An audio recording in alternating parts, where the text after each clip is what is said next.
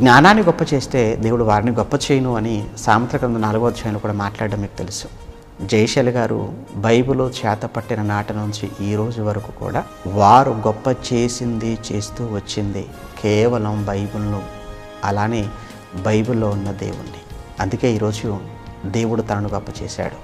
ప్రియులారా, బైబిల్ చేతపట్టి వారు ఇప్పటి వరకు చేసిన ఎన్నో పోరాటాలు, ఎన్నో యుద్ధాలు, వారు అనుభవించిన ఎన్నో కష్టాలు, ఎన్నో కన్నీళ్ళు, ఎన్నో వేదనలు, రోదనలు, ఆఖరికి తన కళ్ళ ముందు తన్ను ప్రేమించిన వారు, సాకారులుగా ఉన్నవారు శవాలుగా ఉన్న తండ్రి చిత్తాన్ని మరొక, తండ్రి సంకల్పాన్ని మరొక ధైర్యం చేసుకొని, ధైర్యం నింపుకొని తన గుండెల్లో వాక్యం ముందు తలదించిన వ్యక్తిగా, వాక్యానికి సంపూర్ణ విధేయుడైన వాడుగా వారు నేటికి అదే ధైర్యంతో, అదే సాహసంతో వారు వాక్యాన్ని వారు బోధిస్తూ ఉండటం అనేది నిజంగా వాక్యాన్ని ఎంతగా జీర్ణించుకున్నారో, ఎంతగా అర్థం చేసుకున్నారో అనటానికి ఇది కేవలం ఒక ఉదాహరణ మాత్రమే అని చెప్పాలి.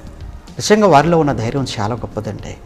ఎంతోమంది మాటల రూపంలోనూ, ఎంతోమంది చేతల రూపంలోనూ బాధించిన, వేధించిన ఎంతోమంది, కానీ ధైర్యాన్ని చెడక, బెదరక, దేవుని యందు విశ్వాసం ఉంచిన వ్యక్తిగా, దేవుని కొరకు ఆరోగ్యాన్ని, ఆయుష్ను, ప్రాణాన్ని సైతం లెక్క చేయని ఒక వీరుడుగా, ధీరుడుగా ఈ రోజున్న యువతరానికి, ఈ రోజున్న బోధకులకు ఎన్నో విషయాలలో స్ఫూర్తి నింపినవాడుగా, నా ఆత్మీయ తండ్రిగా వారు ఉన్నారు అని చెప్పటానికి నేను ఎప్పుడూ గర్విస్తూనే ఉంటాను.